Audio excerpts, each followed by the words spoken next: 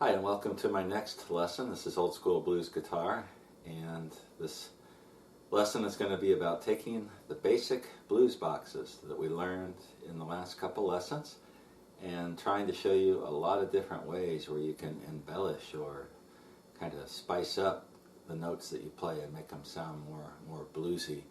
And there's all kinds of different things that you can do, and I'm going to touch on the basic ones that I know and that I use quite a bit. Again, these lessons, this series of lessons, is for those of you who are just getting started into this kind of blues guitar, the kind that was played in the 50s, 60s, even in the 40s, a little bit in the 70s. And the first blues box, we went through that, second blues box, and we will get to the third blues box and some other places that you can play on the neck. But right now, let's work on just adding some things. Now, the basic blues boxes we went through, we used A as our reference key. And we're going to keep that just because it's right in the center of the neck and it's easy to find. But our skeleton of our basic blues box went something like this. And that's played over the first position bar chord. That's your guidepost for finding the first position blues box. And some of the embellishments, the most important one, if you're going to play the old style of blues guitar, or really any style of blues guitar, is that you learn how to bend.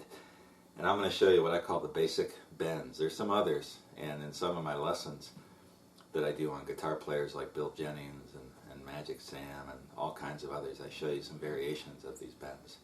But right now, let's work on the basics. So for playing in the key of A, probably the most elementary bend you need to learn is bending the third string, or the G string, something like this.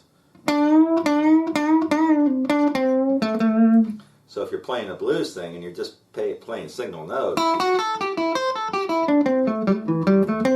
it gets kind of old, but you can throw some bends in. And there's different things you can do with the bends. I don't have a very technical musical vocabulary, and I just make up my own terms to help me remember what these things are. I call these three-fingered bends. And basically we're bending the 7th fret of the 3rd string. We're playing over that first position blues box, but I'm using all three of my first three fingers. My first finger is on the 5th fret of the 3rd string, second finger is on the 6th fret, and my ring finger is on the 7th fret. And then I bend them. And you can do all kinds of things with the bend. You can bend it and hold it. You can bend it and let it go. You can bend more than once. You can do all sorts of stuff with that. And that's a basic bend. And if you're listening to some of the old recordings and you hear someone doing that, there's a good chance they're bending on the 3rd string.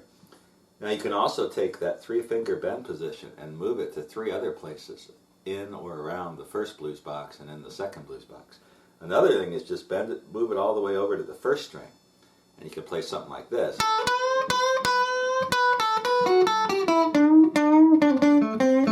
Using 2 bends. So you can bend the 7th fret of the 1st string using the other 2 fingers to kind of anchor it and balance it.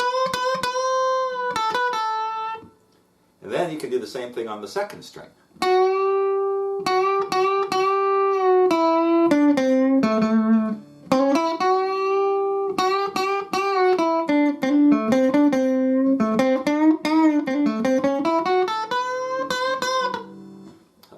T-Bone Walker would do this thing where he'd do a little bend on each of those 3 strings. Now another place you can take it is to the 2nd position blues box. And if you remember from our lesson, to find that box, you just move that 1st position bar chord 1, 2, 3, and then go to this double stop with my first finger on the 8th fret of the 1st string. Now I can put my fingers on the 8th, 9th, and 10th frets, and I can bend the 10th fret of the 1st string. And this is a real typical blues bend.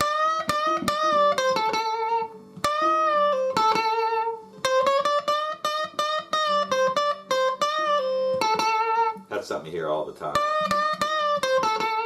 So I'm bending in the 2nd position blues box from the 8th to the 10th fret. All of those bends, I'm using 3 fingers. That's why I call them 3-finger bends. There's probably some technical name to it, but I don't know what it is. I just bend it with 3 fingers. Now another type of bend that's real common, or what I call long bends. Again, I don't know the official term for these. 4-finger bends is another way to think of it. If you take that first position blues box, there's two places where you can play this. Second string. I'm going to use all four of my fingers from the 5th, 6th, 7th to the 8th fret of the second string.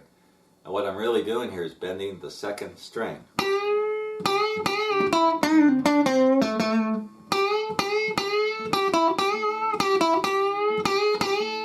See how I bend that? How far do you bend it? You bend it until it sounds good, or as far as you want to bend it. Some guys even overbend it. Bend it past the note where you're trying to get it to. Something like that. Anyone from Magic Sam, Otis Rush, Freddie King, a lot of these guys use those long bends. B.B. King uses them some too. You can move the same thing over to the first string. Otis Rush was one that would do a lot of this kind of bend on the first string.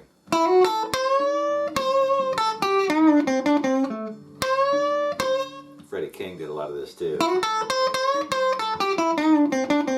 So I'm doing the same thing on the first string, 5th fret to 8th fret. All four fingers are involved, giving me more strength and control.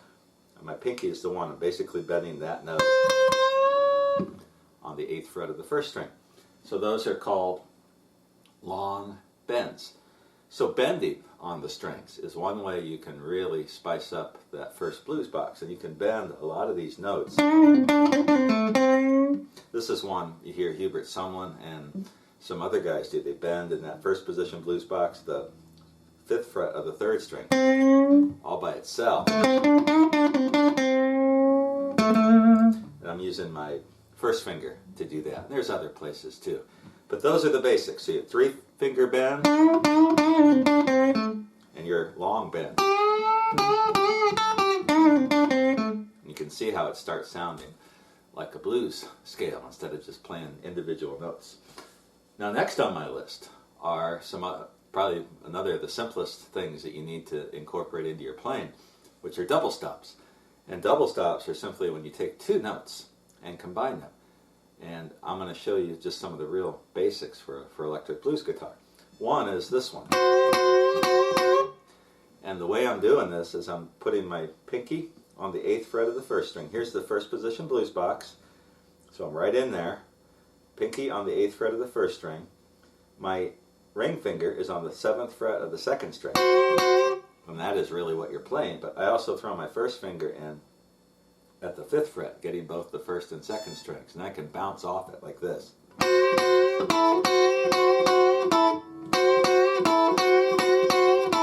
I can go between this double stop and this one, which is real common in electric blues playing. So if you're playing in the first position, bar chord,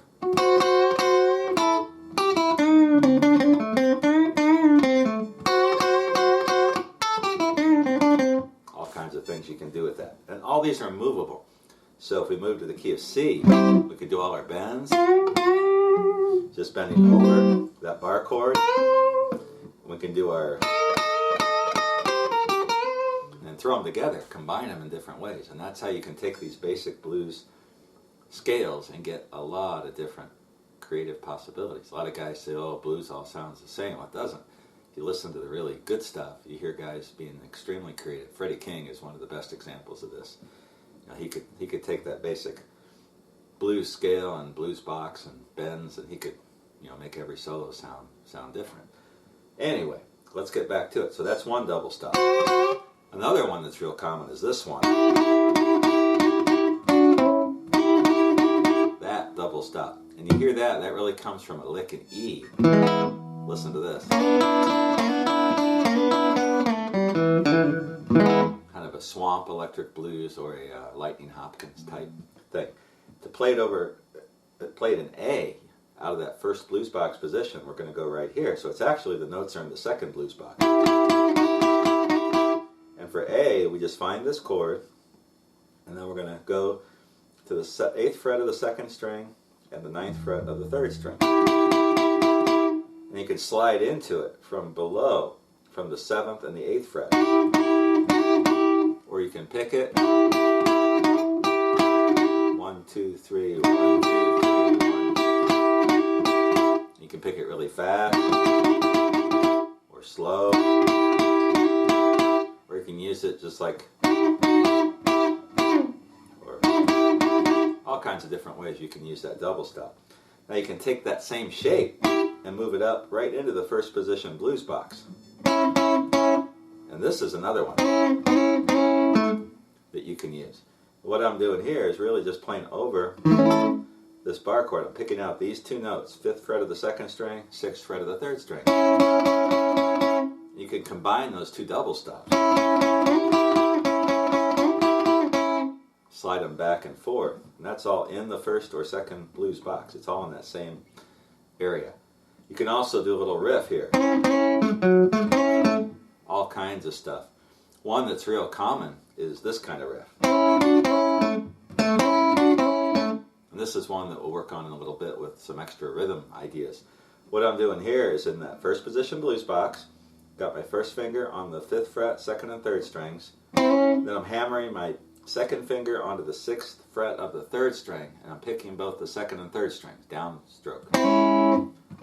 You get that sound. Hammering into it. We'll talk about hammer-ons and pull-offs here in a little bit. Then we're going to flatten out a ring finger on the 7th fret of the 2nd and 3rd string.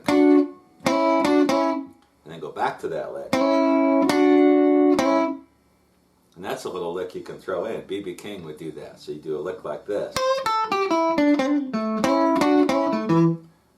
And it's a good double stop you can throw in the middle of a bunch of single string notes. So with the double stops, we got this, we got this. This is all an A. And we got this one, which is an A. And then we have, oh, what did I just forget? This little lick. And you can combine those. You can go like this.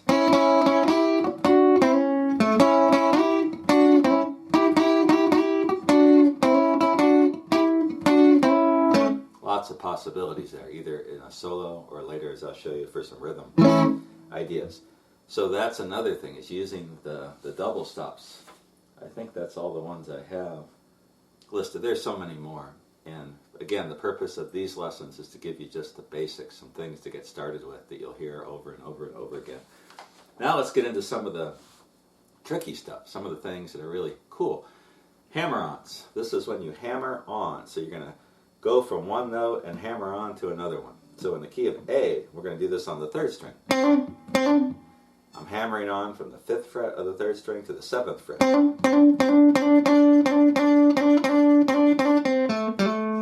I do it again. There I'm hammering from the 5th to the 7th on the 4th string.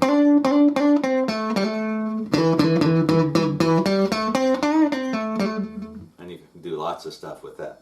So hammering on, you can do it on any string really. There I am hammering on from the 5th to the 7th fret on the 2nd string. Kind of an Albert Collins type thing, which we'll talk about in a minute. Hammering on 7th fret from the 5th fret of the 1st string to the 7th fret of the 1st string. Same thing on the 2nd string. So when you're playing a solo, you can get some single strings going. Throw some hammer-ons in there.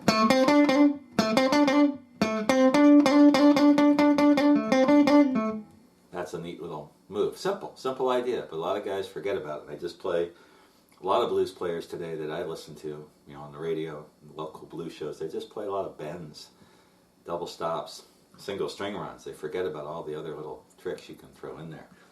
Pull-offs are just the opposite. So instead of hammering on, we're pulling off. And to pull off, you start on a note, and you pull the finger off quickly as you pick it, or after you pick it. So you pick it, pull it off. Example I tabbed out was one from like a Buddy Guy type thing, where you're pulling off on that long bend position from the 5th to the 8th fret. So my pinky is pulling off the 8th fret to the 5th fret. That kind of thing. There you see I combine like 4 different things. A bend, hammer-on, pull-off, and something else in there. Anyway, so that's a pull-off. Then you can combine the hammer-ons and the pull-offs. So a hammer-on pull-off. So like this. I'm hammering on, pulling off. One lick I like to use combines a double stop with that. I got that from a Jimmy Rogers song called Rock This House. And I start with that double stop, the one we learned a little bit ago with the pinky on the 8th fret of the 1st string. I play that, then I'm going to hammer on and pull off from the 5th to the 7th to the 5th on the 1st string. Hammer on, pull off. So, then I'm going to wind up on the 7th fret of the 2nd string. A good example of a hammer-on pull-off is a little lick that Albert Collins did a lot in a lot of his tunes. And it goes something like this. If you've heard that before, you can go the other way. From the first, I'm going from the 2nd string, 5, 7, 5, to the 1st string. I'm just doing it real fast.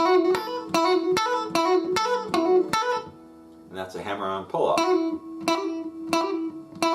So I hammer on and then pull off real quick.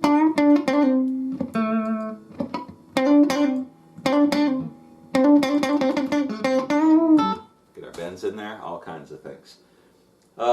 Let's see, vibrato. This is another example.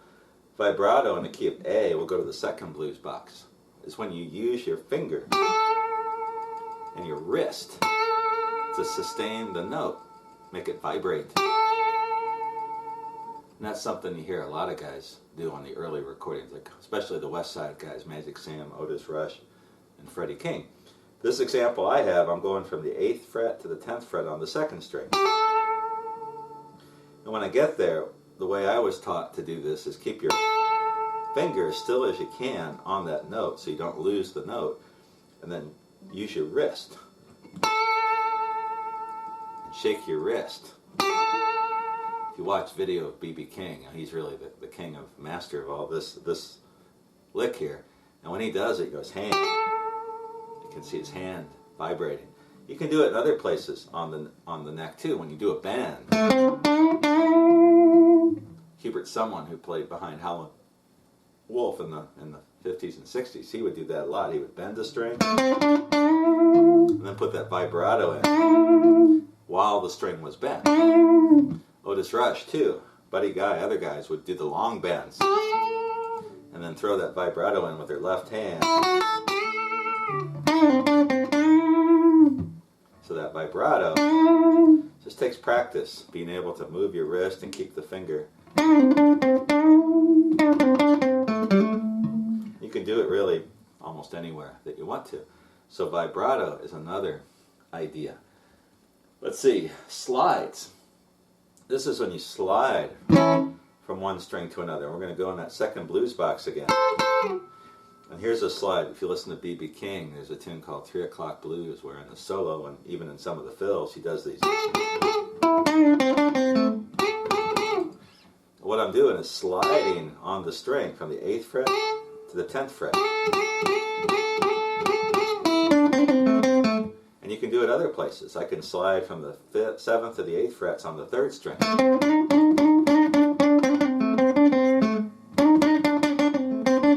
Do the same thing on the 2nd string, 7th or 7th to 8th. Or in like a swing thing. That's a slide. Now on the 2nd blues box, one that I showed you earlier, I didn't mean to show it, but I did when I was showing you the 2nd blues box, is sliding from the 10th to the 11th fret on the 1st string. So here's A, here's our 2nd blues box position, going from the 10th fret of the 2nd string, 8th fret of the 1st string, and then sliding 10th to 11th on the 1st string.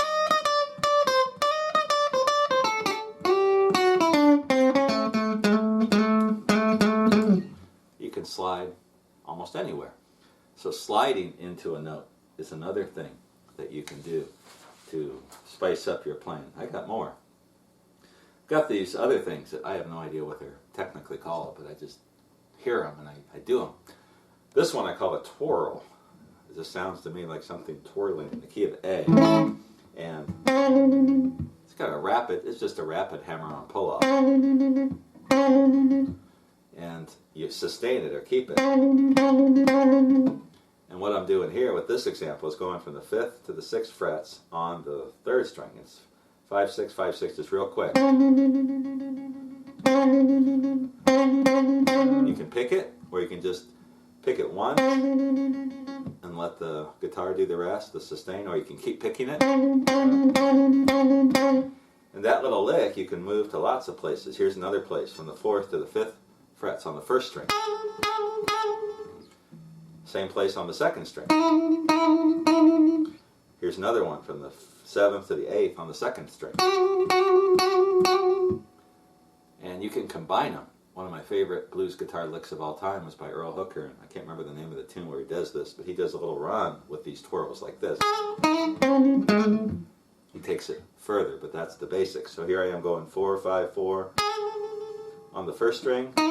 Same on the 2nd string. Here's the other one. 5, 6 on the 3rd string.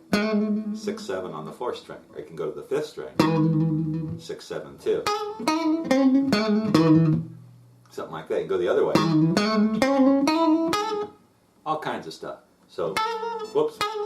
Call those twirls. Let's see. Another one. Staccato Picky. That's where you just, if you like surf music from the 60s, you hear that real,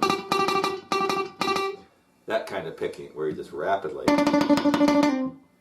picking the strings. And in electric blues, there's some places where you can use that. Use it tastefully. So you could do a lick like this.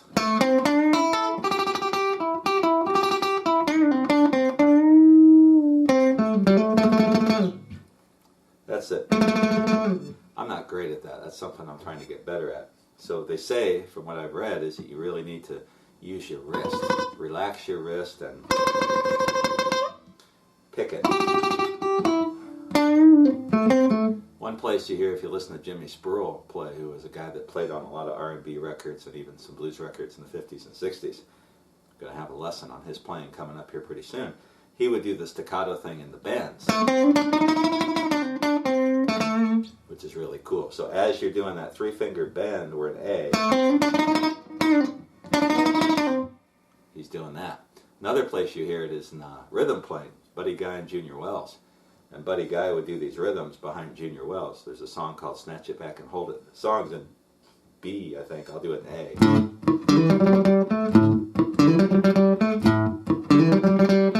Or you do this. I'm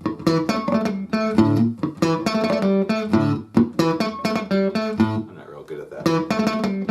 That's the idea, though. So that's called staccato picking. Oh, let's see. Another one is what I call a slur. And this I got from a lesson I took from a guy in California named Tommy Harkenrider. He's got some great videos and instructional stuff on YouTube for free, and also some great lessons that he sells. And there's a lesson about this guy named Rene Hall, who played on the Dominoes records in the 50s. And I learned this from him, which is where you take a note and slur it. So like this. This is what I'm talking about. So you get on the same note, and within the fret, just move your hand down and up, down and up. And he does it a lot in this position. And so the example I'm going to show you here, this is from a Pee Wee Crayton type thing. He does a song called Central Avenue in E, but there's a point in the solo where he slurs the 5th, on A, it would be the 7th fret of the 4th string. And the key is to try to move your finger back and forth and keep it within the fret, which isn't easy to do. Take some practice. All sorts of things. That's one. Another one is scraping, what I call a scrape, when you kind of quickly drag the pick or scrape the pick across more than one string. In A, a real simple example, this is something that I picked up from listening to Lowell Fulson a lot, where he would go into a single string run by doing this quick, what I call a scrape, and you can do it on 2 strings, like one of the examples I tabbed out for you. We're in A, first position blues box, and I'm dragging my pick down on the 5th fret of the 2nd and then the 1st string, and then going into a single string run. Like that. You'll also hear guys scrape up. Freddie King a lot of times would scrape up on 3 strings. So for an A, the 1st, 2nd, and 3rd string at the 5th fret, which is really an A minor. And he would do these scrapes where he'd drag the pick up.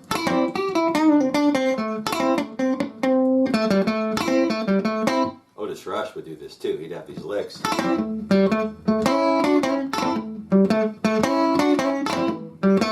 Like that. And another thing, when you're doing that, the Otis Rush thing, he's using his right hand to mute the strings as he does that.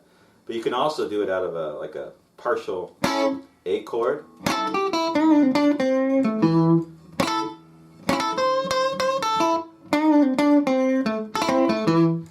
That's another little trick, a scrape.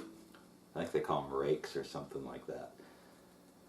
Okay, let me see what else I've got here. Oh, I've got lots. A long slide. This is something you hear some blues guys do where they're playing and then they slide from way down on the neck, way up on the neck. So in A, one place you could do it from is the 17th fret of the first string. And that's an A. So if I start there and just do that staccato picking and slide it, move my finger down the neck, I can get back into the first position blues box. So I could be doing a solo.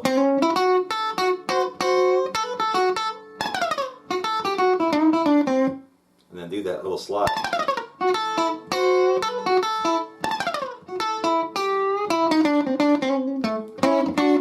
And back into that. Now where do I slide from?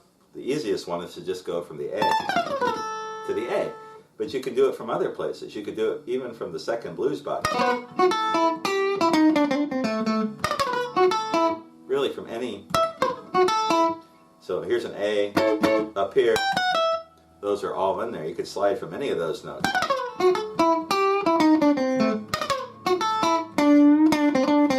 And that's just a little trick to go way up on the neck and slide back in into the first position blues box. Oh, that's another one.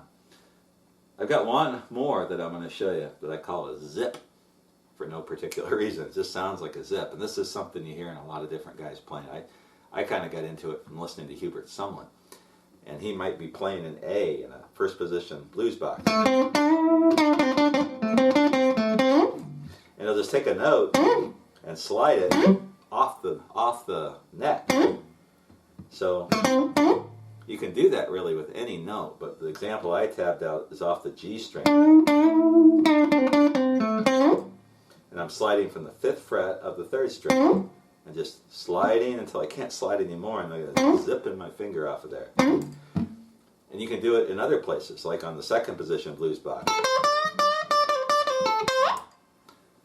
Just there I went from the 8th fret of the 1st string off. And you can kind of combine them, come back the other way. And that's something, if you listen to Johnny Guitar Watson or other guys will use those. I call it zip. This sounds like a zip noise. I try to think of the sound that comes to mind when I hear that.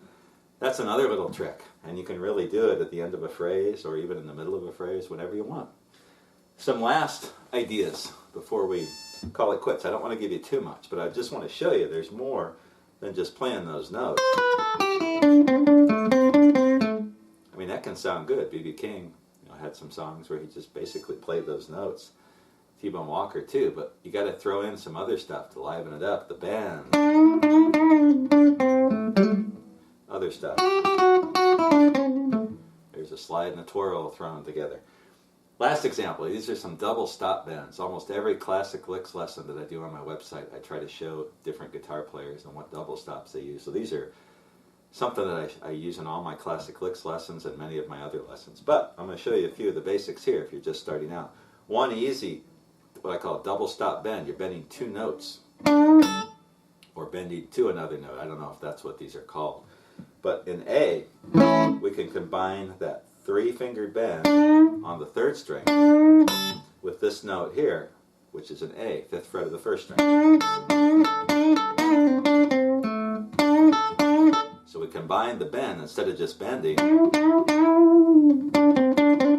going back into the first position blues box. That bend. So I'm bending up on the 3rd string keeping my first finger stationary on the 5th fret of the 1st string, bending the 3rd string. Another one that's real similar is a T-Bone Walker type thing, and you can play this a couple different ways. One way is to just bend up on the 3rd string, and this time put the 1st finger on the 5th fret of the 2nd string. Pee Wee Crayton, a lot of guys use this lick. Now this way, I'm just bending it in the 1st position blues box. But you can also slide into it. And I think a lot of guys like T-Bone Walker and some of the early electric guitar players, they would slide into it because the strings were so much heavier and harder to bend. So for this, what I'm doing is going from the 8th or the 7th fret of the 3rd string, sliding to the 9th fret. And to do this, using my ring finger, and then winding up back on the 5th fret of the 2nd string. Do it that way. You can play it fast. All kinds of different variations you can do with that. Another one that's real similar is taking that long bend position. Remember that? On the 2nd string. And this time we're going to put our 1st finger on the 5th fret of the 1st string. And we can do the same thing. We can do a bend where we bend with 3 fingers on the 8th fret of the 1st string. I've got those fingers are there. This 1st finger I've moved over to the A note again. So I get this. Or we can slide it. This time from the 8th to the 10th fret on the 2nd fret. That's a typical Pee Wee Crayton type lick. So there's another example of a double stop bend. One more that I've got tabbed out for you is where you actually bend both strings at once. So in this position, remember when we did this? I bend both and I pick both strings. That's really cool. That's in the 1st position blues box. I've got my 1st finger on the 5th fret of the 2nd string, 2nd and 3rd fingers on the 6th and 7th frets of the 3rd string. I'm keeping the 2nd finger solid, and then I'm bending the 3rd string and I'm picking the 3rd and the 2nd string, downstroke. And you can even get the 1st string in there too with the 1st finger. And get that kind of sound. That's a Gatemouth Brown type of thing. There's another example of a double stop lick. I got a ton that I could show you here, but we got to cut it short somewhere. So the idea with this lesson was to give you all kinds of different things that you can do within or around the 1st position, 2nd position blues box. And I showed you some things outside of that, like the little long smear there, or whatever, the long slide. But most of this stuff is right in that ballpark. Best thing to do is just listen to a lot of the old blues guitar stuff, and you'll hear many, many examples of these things and hopefully pick up on them. If you have any questions or comments, let me know. This has been another video in my series for the basics of electric blues guitar, and I will have a few more of those. If you're getting into this stuff and you're finding it getting easier and easier and you understand it, move into some of my classic licks lessons where I take individual guitar players and try to show you some of their licks or explain their styles. And you'll find a lot more of this kind of stuff in there, in context with particular songs that these guys did. I'll see you again soon.